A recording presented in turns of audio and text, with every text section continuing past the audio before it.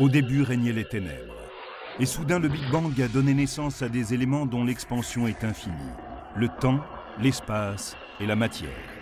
Aujourd'hui, ils se sont développés plus qu'on ne peut l'imaginer, au-delà des limites de la planète où nous vivons, pour créer ce qu'on appelle l'univers.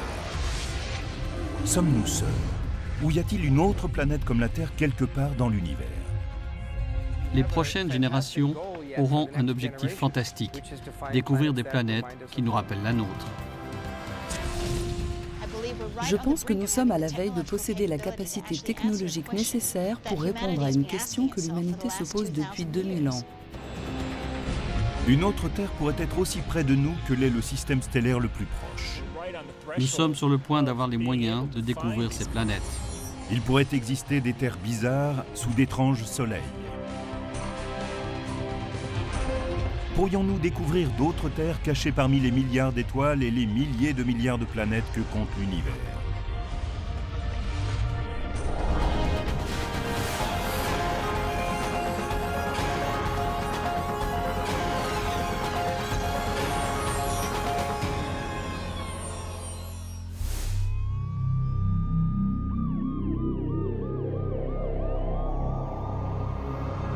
Existe-t-il quelque part dans l'univers une autre Terre?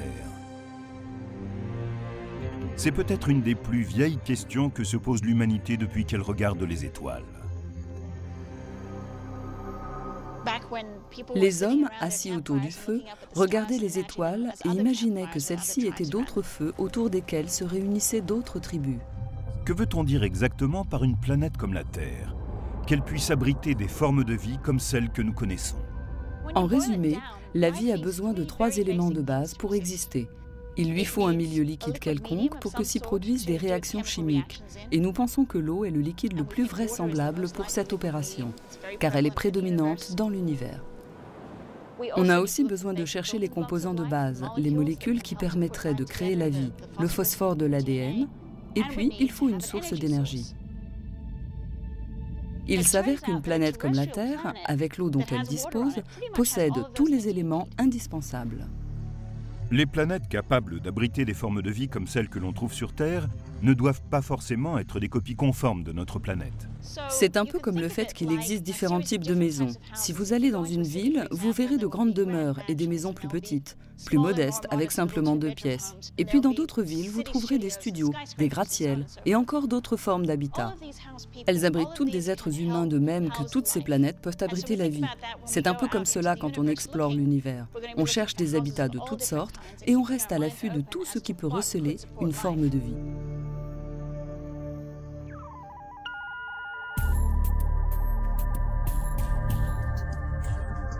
Les astronomes ont découvert plus de 300 exoplanètes, des planètes en dehors du système solaire. La grande majorité sont des géantes gazeuses, plus faciles à trouver que les petites planètes comme notre Terre. Pour construire des instruments aptes à analyser des planètes comme la Terre, nous devons anticiper quelles seraient les substances chimiques de leur atmosphère.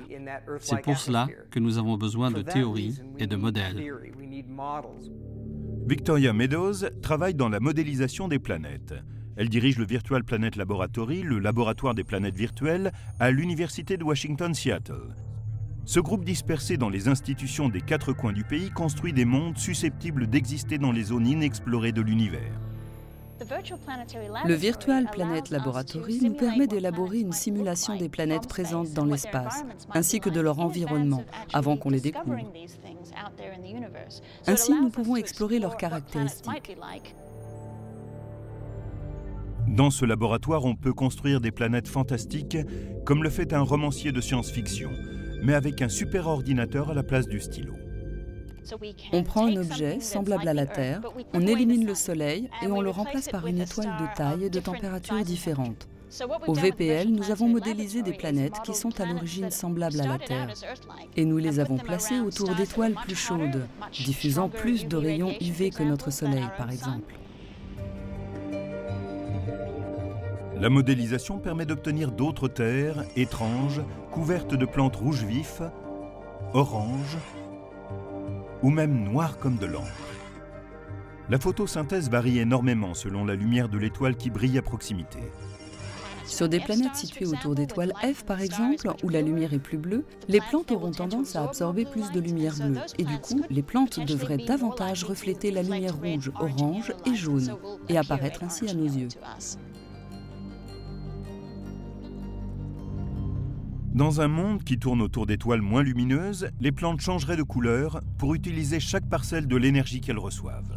Si l'on se tourne vers des étoiles M plus froides que le Soleil, les plantes des mondes avoisinants pourraient en fait être noires, car elles voudraient absorber autant de lumière que possible afin d'opérer la photosynthèse. Ensuite, viennent les planètes qui seraient des mondes aquatiques.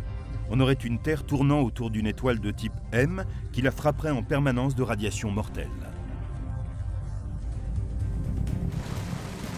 Et comment la vie s'en sort-elle à la surface de cette planète? Est-il possible d'y trouver des formes de vie alors qu'on a une étoile enflammée de type M à proximité?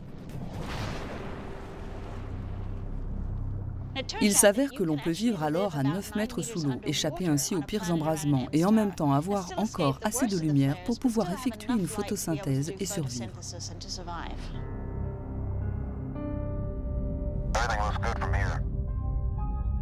De futures missions d'exploration se profilent à l'horizon et de nombreux spécialistes planchent sur les outils qu'il leur faudra pour détecter des formes de vie sur une planète lointaine. La vie produit des gaz, la vie pue, on peut la sentir. On cherchera donc ces gaz à l'aide de spectromètres à haute résolution. Ce que nous avons vraiment besoin, c'est de prendre la lumière d'une autre planète comme la Terre et de l'analyser pour découvrir la composition chimique de son atmosphère. Localiser ces planètes est le talent particulier de l'astronome Geoffrey Marcy de l'Université de Berkeley en Californie. Avec son collègue Paul Butler, ils ont trouvé plus d'exoplanètes que qui que ce soit d'autre.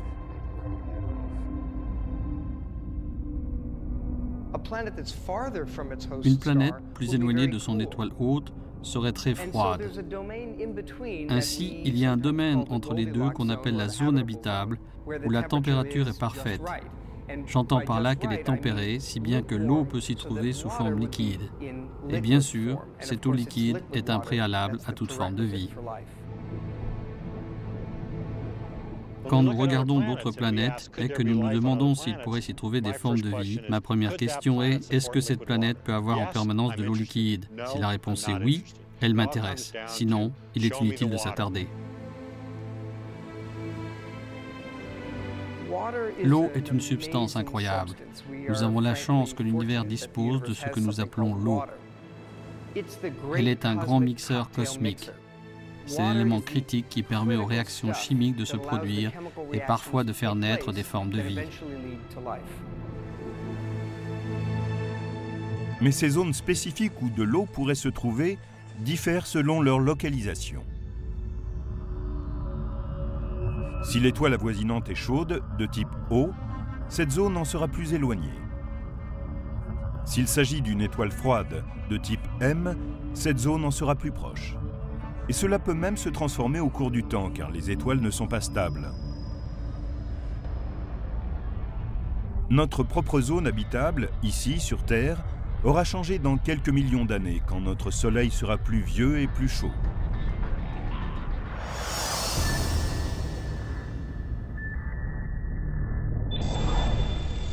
La technologie actuelle ne permet pas de photographier des exoplanètes lointaines. Les astronomes se servent d'une étoile du système solaire comme d'une sorte d'intermédiaire pour atteindre une planète, puisqu'elles ont toutes deux été formées à partir du même disque de matériaux planétaires. Comment savons-nous de quoi est faite une étoile? On ne peut pas y aller pour relever des échantillons, tout fondrait. L'astronome Wesley Traub dirige les recherches du GPL de la NASA en vue de fournir la nouvelle génération d'outils qui permettront d'observer les planètes en dehors du système solaire. Nous effectuons des observations, puis nous scindons la lumière en plusieurs couleurs. Cela a déjà été fait par Newton il y a plusieurs siècles. Il a découvert que si l'on plaçait un prisme dans un rayon de lumière solaire, elle se dispersait en bleu, vert et rouge. En regardant ensuite ces différentes couleurs, on découvre soudain quelque chose d'étonnant. Certaines parties sont exemptes de toute couleur. Ces couleurs absentes sont une empreinte des éléments constituant l'étoile que l'on est en train de regarder. Avec la technologie actuelle, nous ne pouvons pas voir directement le spectre d'une planète extrasolaire. Mais peut-être des instruments plus puissants nous le permettront-ils.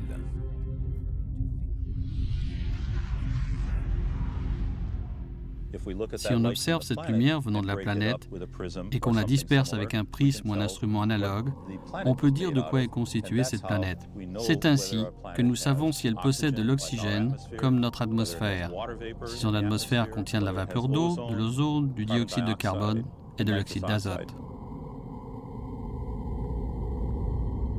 Et rien dans l'univers ne demeure fixe avec le temps. Quand notre Terre s'est formée il y a 4,5 millions d'années, son atmosphère était très différente de ce qu'elle est aujourd'hui. Victoria Meadows et son équipe ont pour objectif d'anticiper et d'élaborer des modèles d'autres planètes semblables à la Terre. Il serait un peu irréfléchi de ne rechercher que des planètes riches en oxygène et au même stade de développement que nous. En effet, quand on cherche des mondes habitables, ils peuvent être extrêmement différents. Il peut y en avoir de toutes sortes.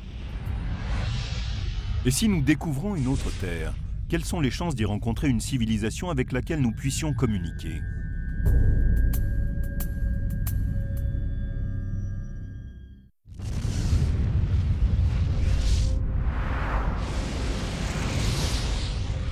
Combien de civilisations intelligentes pourraient exister sur d'autres terres dans l'univers?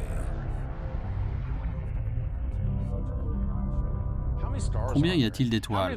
Combien possèdent-elles de planètes? Combien de ces planètes en sont assez proches pour avoir de l'eau? C'est un problème que les astronomes Carl Sagan et Frank Drake ont soulevé il y a des décennies. Drake a établi une équation selon laquelle il pourrait exister plus d'1 million de civilisations rien que dans notre Voie lactée. L'équation de Drake est une série de nombres, une proposition mathématique qui tente de déterminer les facteurs nécessaires si l'on veut estimer précisément le nombre de civilisations intelligentes dans notre galaxie.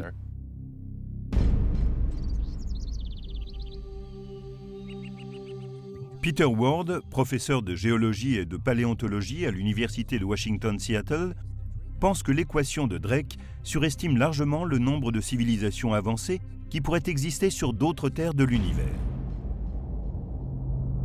Peter Ward et Don Brownlee, astrophysiciens, expliquent dans leur ouvrage Rare Earth, Terre rare, pourquoi selon eux les formes de vie complexes telles que les animaux ou les humains sont sans doute rares. Nous avons commencé à penser que c'était trop simpliste, que d'autres éléments étaient en jeu. Ward cite un nombre de facteurs qui tendraient à diminuer les estimations de Drake quant au nombre de formes de vie avancées qui pourraient exister dans la Voie lactée et par extension dans l'univers. Tout d'abord, il y a la tectonique des plaques ou dérive des continents. Certains se demandent quelle est la relation avec la fréquence des formes de vie sur la planète. La tectonique des plaques produit un recyclage des éléments qui effectue des actions vraiment fondamentales. La plus importante est de générer une règle de mesure des températures, comme un thermostat de la planète. S'il commence à faire trop chaud, le processus de la tectonique des plaques nous aide à nous rafraîchir.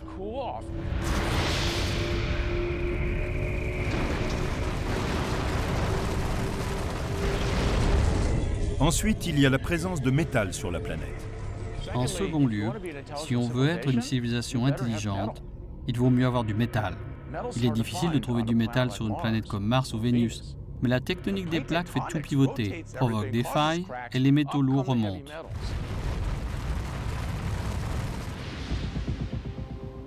De quoi avons-nous besoin d'autre? Nous avons besoin d'une Jupiter protectrice. Le fait qu'il y ait une géante gazeuse comme Jupiter à la forte attraction gravitationnelle aux confins du système solaire protège les planètes intérieures et ses éventuelles terres d'impacts fréquents qui pourraient être catastrophiques. C'est parce que les planètes comme Jupiter, par leur force gravitationnelle, balayent au loin les astéroïdes et les comètes. Elles permettent ainsi à la Terre de survivre sans trop subir de chocs venant de débris égarés. Les planètes protectrices, comme Jupiter, permettent à des formes de vie de se développer sans que des impacts d'astéroïdes et de comètes ne provoquent leur extinction, comme c'est arrivé aux dinosaures. Il y a 65 millions d'années, un astéroïde a heurté la Terre et rayé de la planète les dinosaures.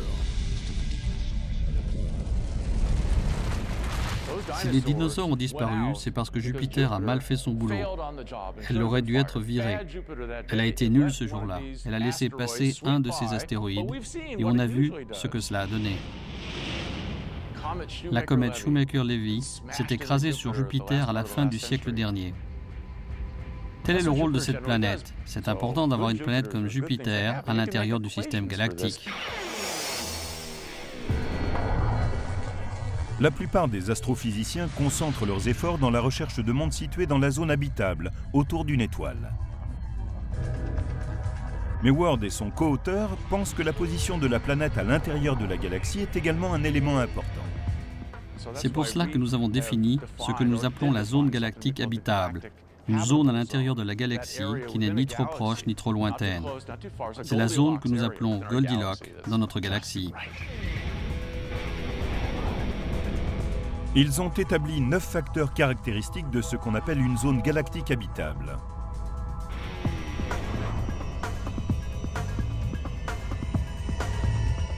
La position de la Terre dans la Voie lactée a été prise en compte. Elle est à l'écart des étoiles à neutrons mortels, des trous noirs et des funestes sursauts gamma.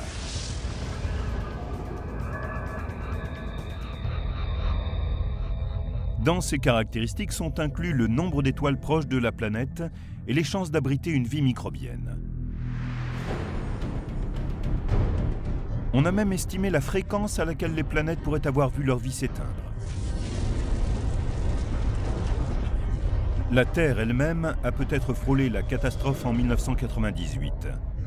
Une étoile de forte densité, appelée un magnétar, a rejeté un sursaut gamma mortel et libéré en 0,2 de seconde autant d'énergie que le Soleil en émettra au cours des 100 000 prochaines années. Par chance, ce magnétar était situé à 20 000 années-lumière de la Terre. Il y a une question à se poser. Que se serait-il passé si ce magnétar s'était trouvé non pas à 20 000 années-lumière de la Terre, mais à 10 000? S'est-il déjà produit un événement à quelques centaines d'années-lumière seulement? Dans ce cas, de nouveaux calculs suggèrent que cela pourrait déséquilibrer notre atmosphère en une seule explosion. Et ensuite, je ne peux plus respirer.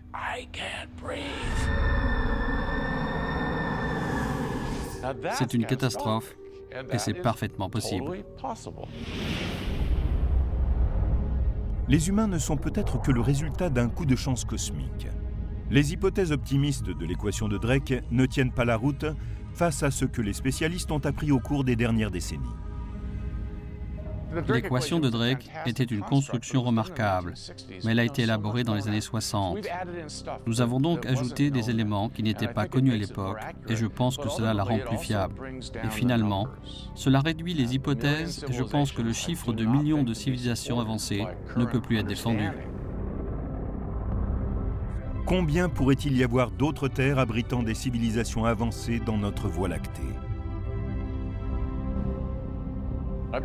On m'a déjà demandé de nombreuses fois de faire une prédiction, et disons qu'il y en a une à laquelle je consens. Il peut y avoir plus d'une civilisation, mais moins d'1 million.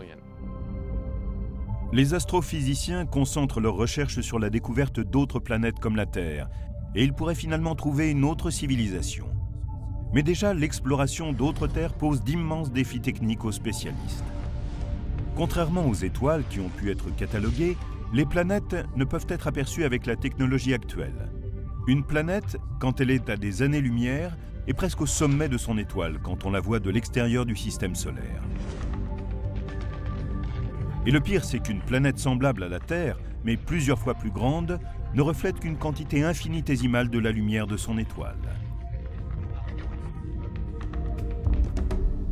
Nous avons ainsi une étoile brillante et une planète 10 milliards de fois plus pâle. Pour beaucoup d'entre nous, il est difficile d'imaginer ce qu'est réellement 10 milliards de fois.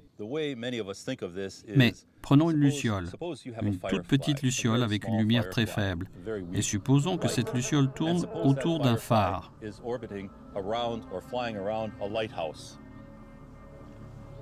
Maintenant, on va essayer de regarder cette luciole en train de voler autour du phare à 3000 années-lumière de là. Voilà à quoi cela ressemble. En admettant qu'on ait trouvé la tâche que représente la luciole, il faut ensuite imaginer ce qu'elle respire en analysant le gaz qu'elle exhale. C'est le genre de défi auquel fait face un astrophysicien qui doit d'abord trouver une planète et ensuite imaginer l'atmosphère de cet objet semblable à la Terre. Les spécialistes ont toutefois conçu des façons indirectes de découvrir des planètes extrasolaires. Si ceci est l'étoile, très brillante, et ceci la planète, quand elle se déplace devant l'étoile, cette dernière devient plus sombre et nous sommes capables de nous en apercevoir. C'est ce qu'on appelle la méthode du transit, qui permet de découvrir une planète en observant son trajet ou transit par rapport à une étoile lointaine.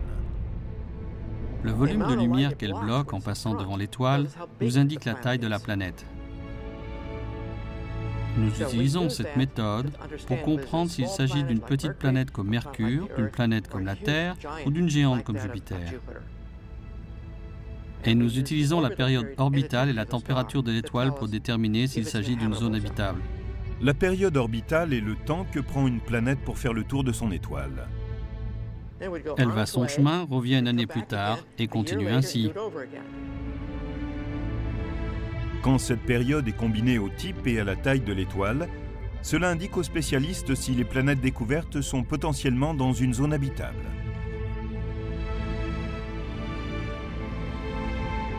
La méthode du transit fonctionne si l'observateur ou le télescope est dans le même plan que l'étoile et ses planètes. Mais si l'on est au-dessus ou au-dessous du système, on utilise une autre technique, la vélocité radiale. Cette méthode dépend de l'observation attentive d'une étoile lointaine. Il s'agit de voir si elle est tirée en avant et en arrière par la force gravitationnelle d'une exoplanète invisible. Les astrophysiciens peuvent utiliser cette information pour imaginer les caractéristiques de l'exoplanète qui influence l'étoile. Équipés de ces outils, ils trouvent des centaines de planètes, et parmi elles, certaines dont ils n'ont jamais rêvé. Des super-terres, des Jupiters brûlantes, et même de proches cousines de notre Terre.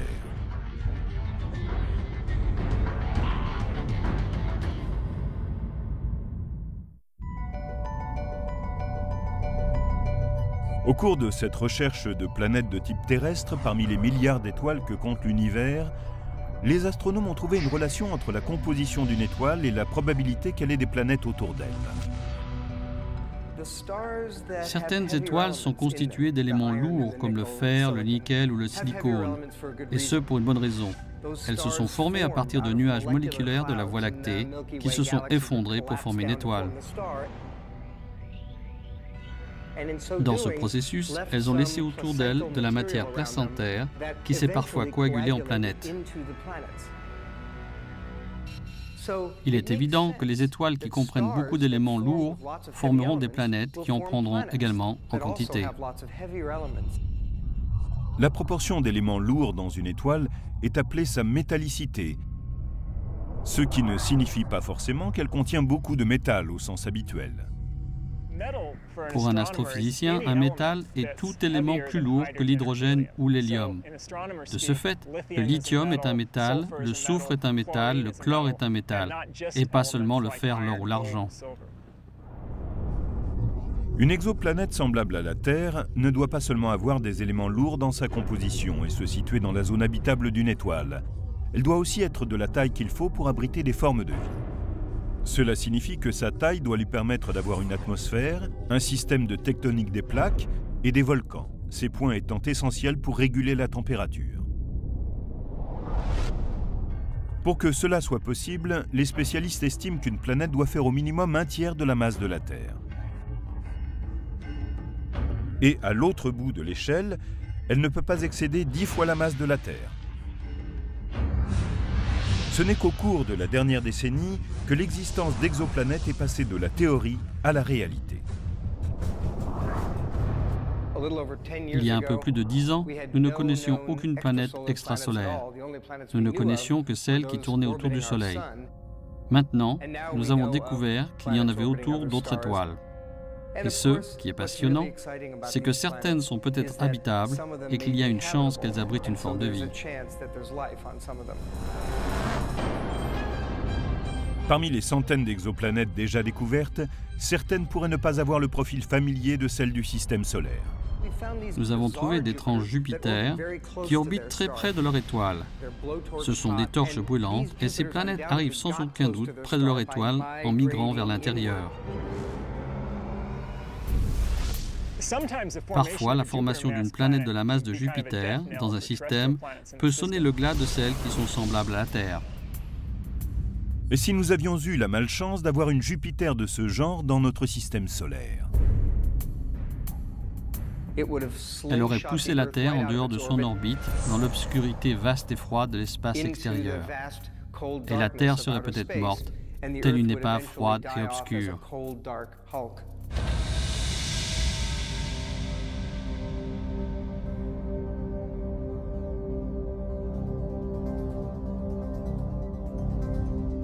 Plus de 300 exoplanètes ont été repérées et on en découvre constamment. Mais la majorité ne sont que de monstrueuses géantes gazeuses énormes qui ont peu de chances d'être semblables à la Terre.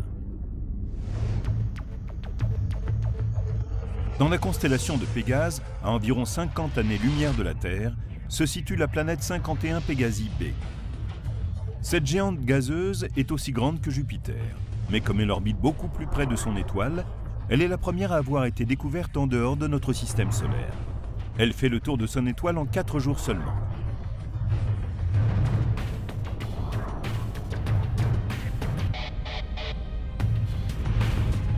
La planète 70 Virginis b est encore plus loin que Pégase.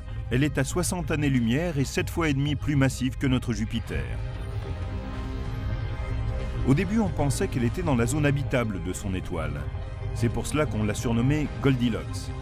Mais par la suite, des calculs ont démontré que son orbite excentrique la conduisait jusqu'à 43 millions de kilomètres de son étoile, véritable rôtissoir. Elle n'est donc plus considérée comme étant dans une zone habitable. La géante gazeuse Tresphore a un diamètre de plus d'1,5 fois celui de notre Jupiter, ce qui fait d'elle la plus grande planète découverte jusqu'ici. C'est une gazeuse géante, et bien qu'elle soit plus grande que Jupiter, sa masse ne représente qu'un peu plus des 3/4. C'est une planète chaude qui se déplace autour de son étoile en 3 jours et demi.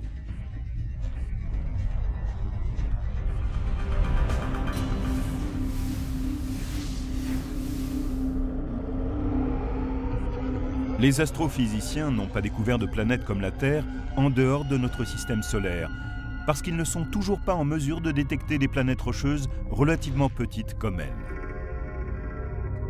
La technologie n'est pas encore au point. Mais ils ont eu plus de chance en ce qui concerne les super-terres. En réalité, on a pu découvrir des planètes susceptibles de se trouver dans une zone habitable autour d'autres étoiles. Il y a un exemple classique, c'est la planète Gliese 581c. Le système de Gliese 581 est situé à environ 20,5 années-lumière de la Terre, dans la constellation de la Balance.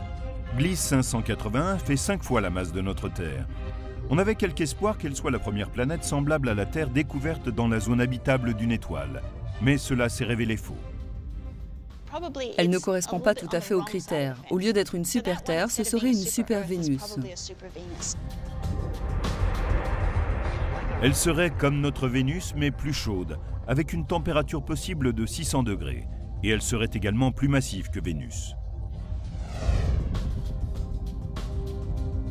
Mais Gliese 581c a une parente un peu plus lointaine et plus froide. C'est Gliese 581d. Celle-ci est localisée aux confins de la zone habitable, là où il fait plus froid. Quand on la regarde au début, on se dit qu'elle est un peu trop froide, mais il s'avère que si la planète possédait suffisamment de gaz à effet de serre, elle pourrait être assez chaude.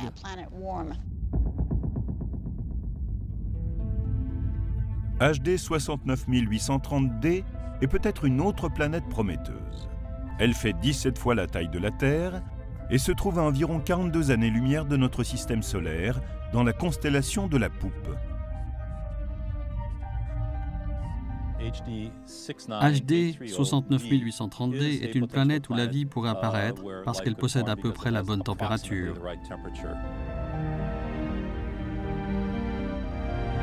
Elle pourrait connaître une température située entre celle de Vénus et celle de la Terre. De plus, elle suit une orbite presque circulaire, ce qui signifie qu'elle ne va pas griller en se rapprochant trop près de son étoile. Il peut y avoir de l'eau liquide. La masse de la planète n'est peut-être pas optimum puisqu'elle représente 17 fois la masse de la Terre, ce qui en ferait une boule de roche ou une boule de gaz comme Neptune. Quand la NASA sera en mesure de lancer des missions à la recherche de planètes, on s'attend à ce que des astronomes puissent établir un spectre qui nous donnera plus d'informations sur la composition d'une planète. Il pourrait dire si elle possède une surface solide ou s'il s'agit d'un monde aquatique ou encore de quelque chose de complètement différent. La recherche d'autres terres a mené les astronomes à des années-lumière de notre voisinage spatial. Mais une autre Terre pourrait-elle exister dans notre système solaire?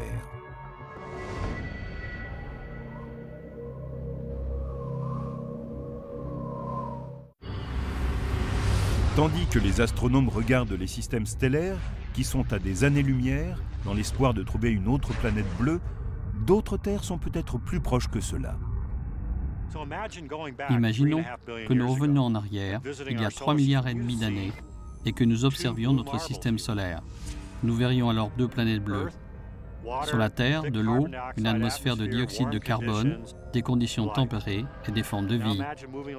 Maintenant, imaginons que nous nous déplacions un peu au-dessus de Mars. On y voit de l'eau en surface, une atmosphère épaisse de dioxyde de carbone, des conditions tempérées et peut-être des formes de vie. Les 2 planètes ont commencé à évoluer et la Terre est restée habitable.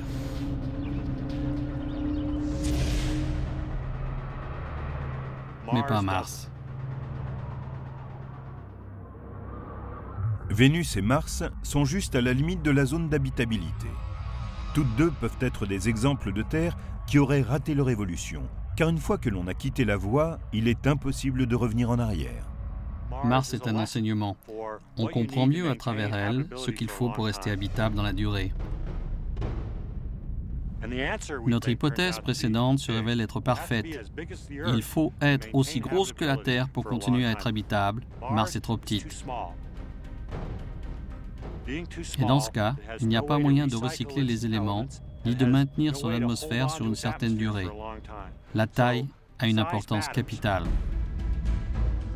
Maintenant, si Mars est trop froide, Vénus, notre autre Terre potentielle, connaît le problème inverse. Elle est trop chaude.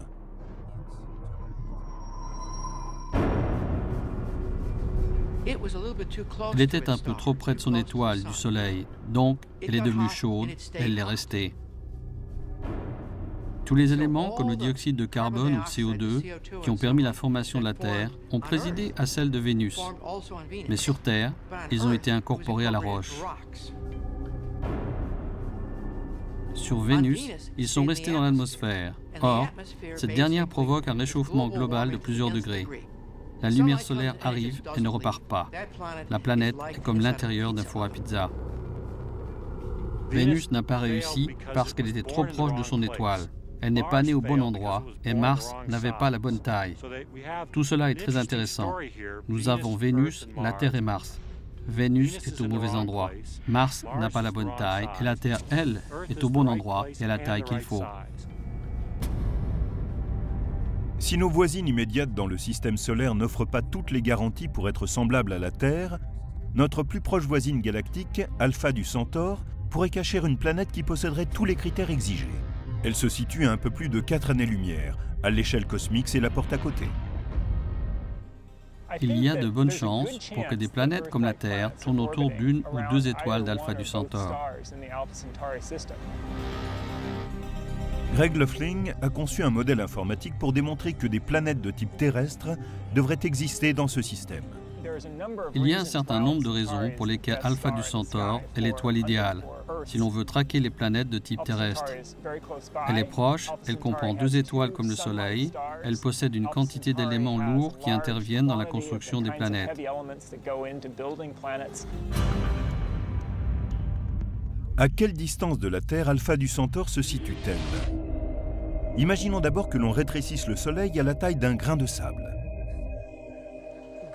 Un grain de sable est sans doute le plus petit objet que l'on puisse voir à l'œil nu et que l'on puisse sentir du bout des doigts.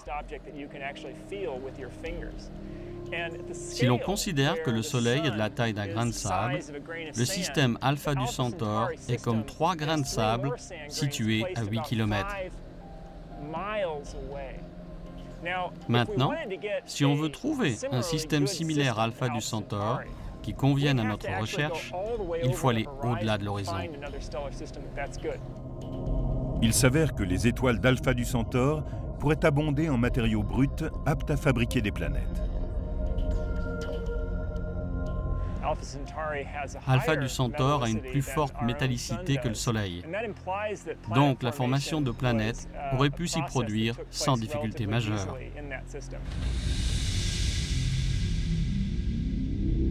Enfin, les 2 étoiles principales d'Alpha du Centaure apportent un avantage supplémentaire. Les premières informations nous disent qu'il n'y a pas de planète de la masse de Jupiter dans le système d'Alpha du Centaure. Il est donc plus simple que des planètes de type terrestre s'y forment autour d'une ou de 2 étoiles. Car les grandes géantes gazeuses se forment autour de noyaux glacés aussi vastes que notre Terre. Il faut beaucoup d'espace froid pour que se forment ces noyaux. Regardez comme Jupiter est loin du Soleil. Mais quand on a 2 étoiles avec des orbites qui se chevauchent dans un système comme Alpha du Centaure, il n'y a pas assez d'espace. Il ne fait pas assez froid pour permettre la formation de ces géantes gazeuses. Ainsi, on suppose que les planètes d'Alpha du Centaure, si elles existent, sont des planètes comme la Terre, Mars ou Vénus. Ce ne sont pas des géantes gazeuses comme Jupiter ou Saturne.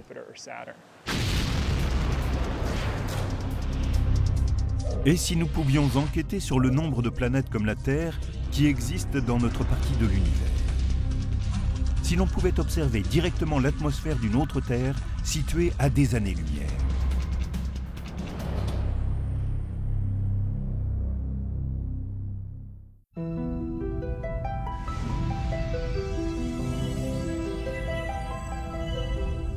Pour découvrir une autre Terre, les astronomes doivent surmonter d'immenses défis techniques. Comment scruter une planète lointaine? C'est un problème que la NASA a abordé comme pour la conquête de la Lune, en établissant des projets qui s'étendent sur des décennies.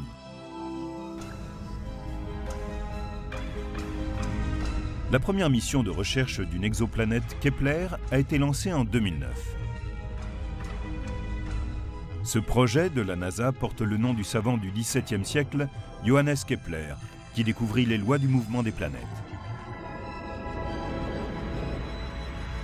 La mission Kepler est si simple et pourtant si extraordinairement puissante que j'en ai les larmes aux yeux. Kepler est un télescope spatial qui fonctionne comme une borne et doit scruter les constellations du Cygne et de la Lyre. Il prend image sur image. Le but est de repérer les étoiles dont la lumière faiblit, c'est-à-dire quand une planète comme la Terre occulte une partie de la lumière stellaire. C'est la première fois que des humains partent détecter des planètes de type terrestre autour d'autres étoiles que le Soleil. L'enquêteur principal est William Borucki. Il défend la mission depuis 25 ans. Kepler est une mission spatiale qui permet de placer un très grand télescope qui est aussi comme un caméscope. Il prend constamment des images de ces étoiles et nous renvoie l'information. Il s'agit d'un projet de recherche d'envergure modeste. On va observer une portion précise du ciel pendant 3 ans et demi pour commencer. Le résultat essentiel de cette mission sera de nous donner un décompte statistique de la population de l'endroit, combien de petites planètes il comprend et combien de grandes planètes. Les résultats de Kepler seront à leur tour utilisés pour décider des outils que l'on construira pour les prochaines missions. Kepler n'est qu'une étape, c'est une tentative pour découvrir des planètes de type terrestre et savoir si elles sont répandues. Si c'est le cas, elles devront être proches pour que nous n'ayons à construire qu'un instrument modeste. Si nous ne découvrons que quelques planètes de type terrestre, cela signifiera qu'avant d'en trouver une autre, il faudra aller beaucoup plus loin dans l'espace et donc construire un instrument beaucoup plus grand. Le télescope le plus majestueux et le plus spectaculaire jamais conçu est appelé Terrestrial Planet Finder, chercheur de planètes terrestres. Ce devrait être un énorme télescope spatial de plusieurs milliards de dollars, mais aux performances uniques.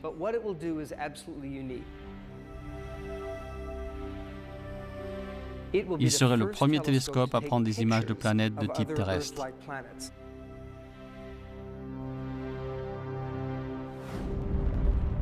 Une technologie complètement nouvelle de télescope est en développement afin d'observer directement une planète en dehors de notre système solaire. Nous avons besoin d'une technologie optique entièrement nouvelle pour construire un chercheur de planètes terrestres capable de faire des images malgré la lumière éblouissante des étoiles avoisinantes.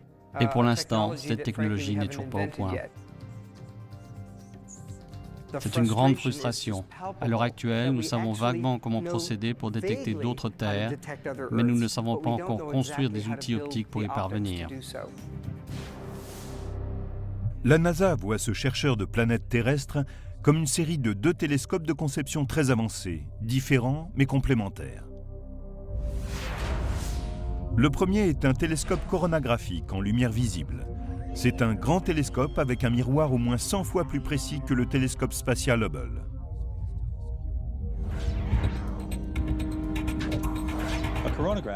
Un télescope coronographique est un télescope qui collecte la lumière d'une étoile et la concentre à l'autre bout, comme un télescope normal.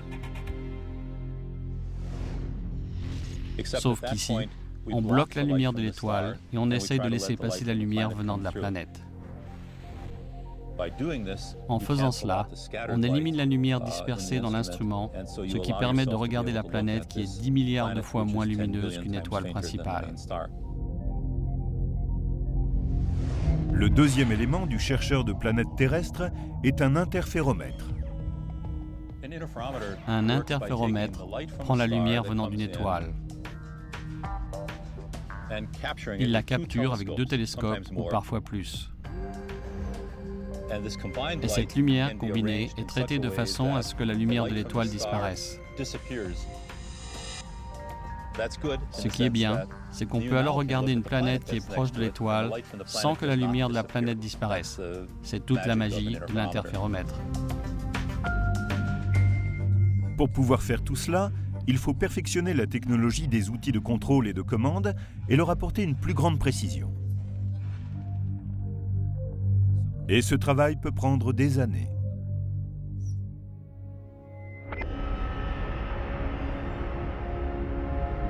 Ce but ultime de l'astronomie, découvrir une autre Terre en dehors du système solaire, a poussé les spécialistes à spéculer sur la façon dont une telle découverte nous affecterait. Je pense que si nous trouvons quelque part une autre Terre, cela aura un énorme impact sur la société. Je suis certaine que nous ne sommes pas seuls, que nous ne sommes que l'un des nombreux sites de vie potentiels. Et je pense que cela provoquera un énorme choc dans l'esprit des gens. Il est également possible que nous soyons uniques dans l'univers et que l'on puisse en effet découvrir des planètes semblables à la Terre, mais qu'elles n'abritent pas d'êtres intelligents. Rappelons-nous une chose importante. Il est possible que nous, humains, représentions un coup de chance dans l'arbre de l'évolution, un brin de paille, si vous voulez, arrivé dans la savane de l'Est africain il y a 2 millions d'années. Ces hominidés ont occupé un créneau très rare qui ne s'était encore jamais présenté sur Terre depuis 4 milliards d'années.